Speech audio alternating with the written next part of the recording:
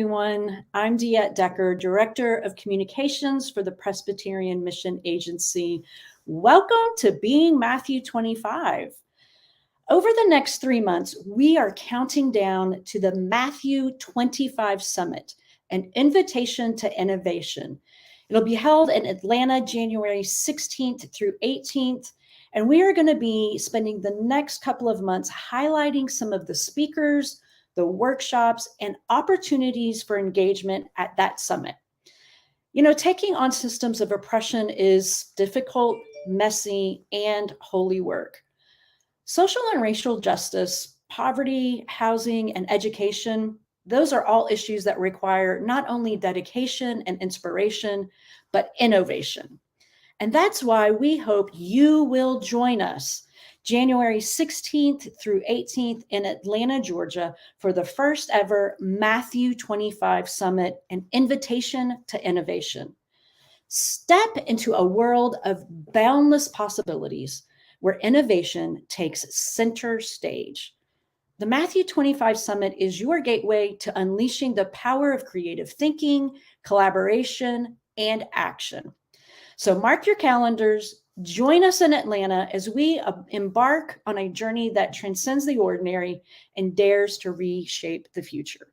Now, you might be thinking to yourself, but I'm not part of the Matthew 25 movement. What is this Matthew 25 you're talking about? Don't worry, we've got something for you. This is all about making a meaningful impact on the world around us. This gathering is for you, whether you're part of the movement, curious, or never heard of it before. So go to the link below to learn more and to register for that summit today. Now, recently, I had the opportunity to sit down with the Reverend Dr. Diane Moffett, President and Executive Director of the Presbyterian Mission Agency, to discuss the Matthew 25 Summit and the importance of innovation in breaking down barriers, empowering individuals, and enacting tangible change. Let's take a look at that conversation.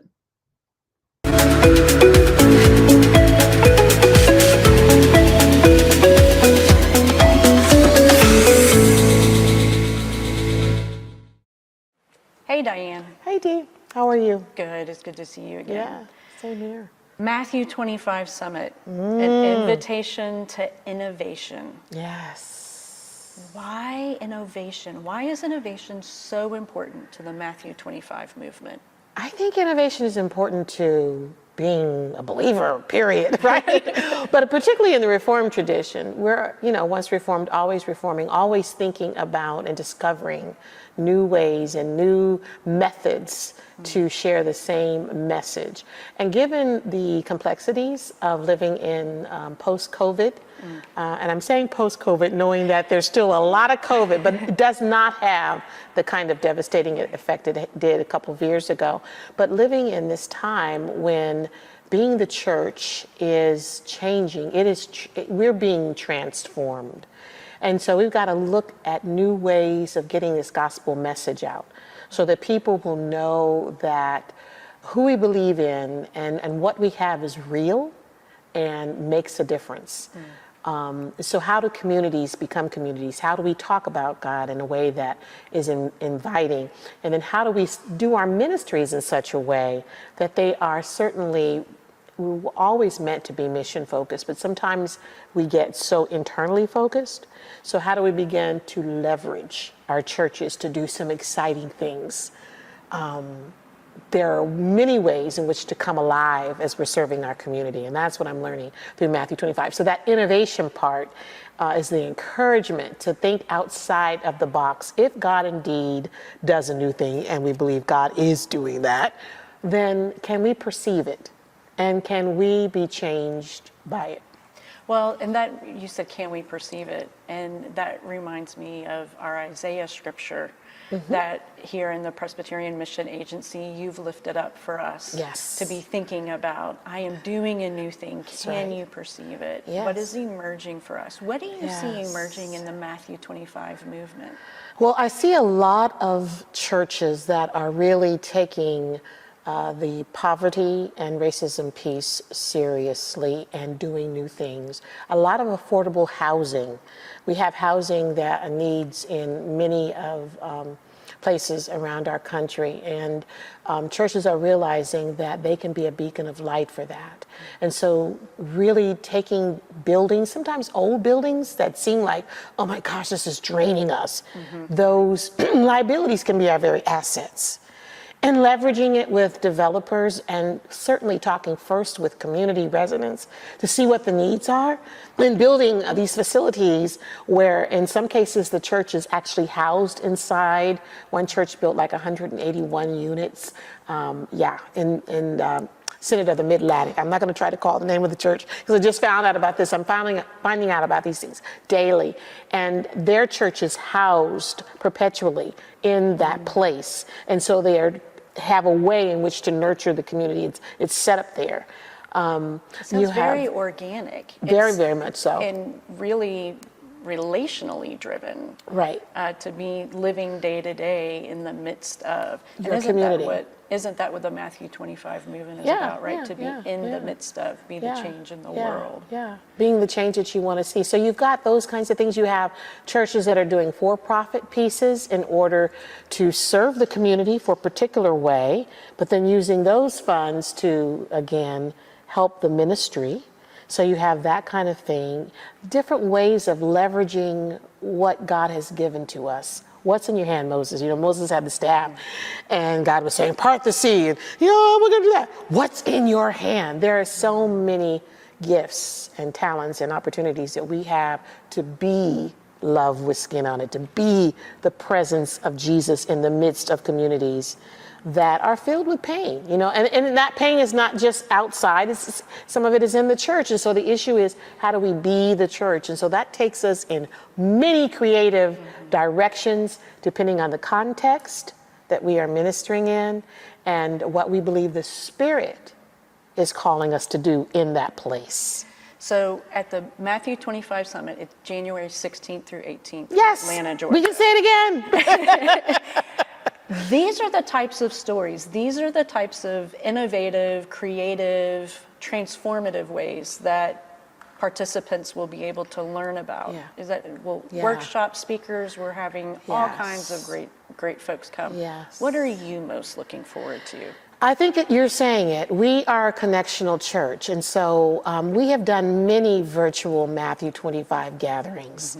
That's in fact how we were able to continue to share the Matthew 25 vision when we were starting out in the pandemic, because we started lifting it up and the pandemic hit.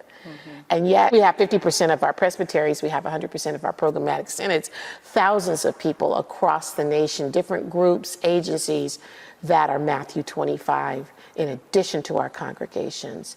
And so I think what we do is we learn from one another. We come together because that is how we, the national staff, right, PMA, we learn from listening to the presbyteries and the churches and the synods who are actually doing the work. So we need to be together to have some coffee and some chat around after we listen to very inspiring messages from people like Columbia's president, Victor Aloya, is going to be there. William Yu, who wrote the book, his historian, What Kind of Christianity? And he talks about the racism, anti-Black racism within the Presbyterian Church.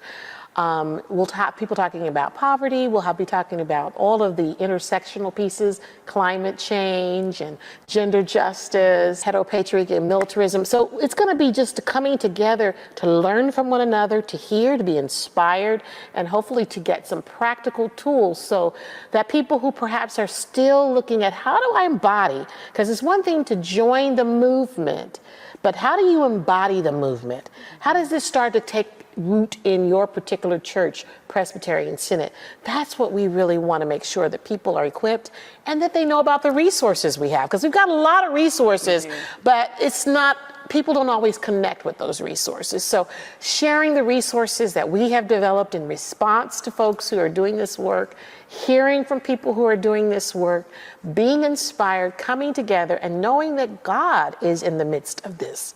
This is a God thing. This is the gospel that we are seeking to live out and to embody So I'm just really excited because this will be the first, this is historical, right? Yeah. This will be the first in-person Matthew 25 gathering.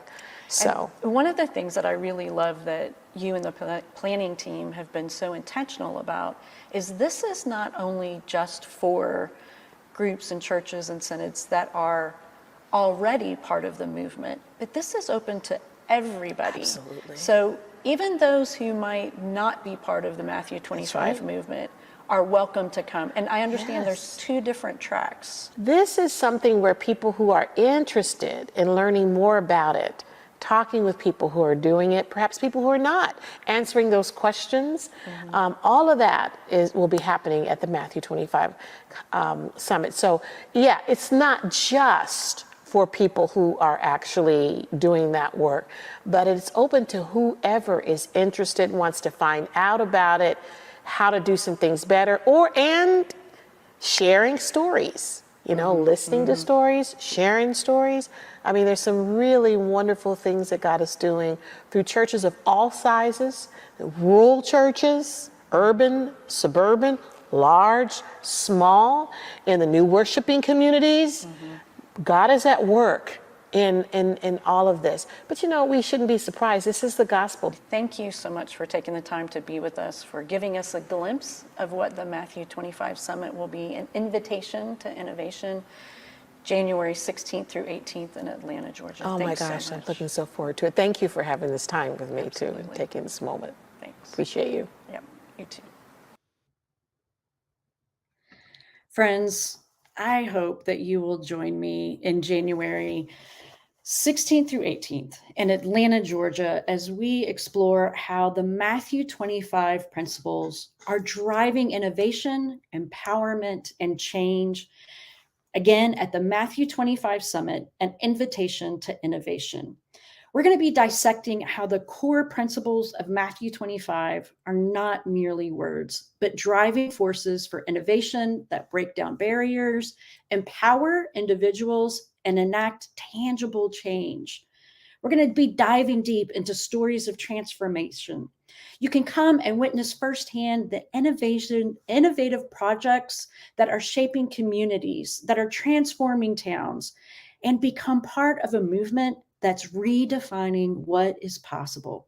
So go to the website listed below, learn more, and register today. And I hope that you'll mark your calendars for our next live stream that'll be on Wednesday, October 25th at noon. We're going to have a guest. We're going to hear from Reverend Jermaine Ross Allum, who will be leading a workshop titled The Case for Repair. I hope you'll join us in October. Again, go today to the website below and register. We will see you at the Matthew 25 Summit, an invitation for innovation, January 16th through 18th in Atlanta, Georgia. Until next time, peace.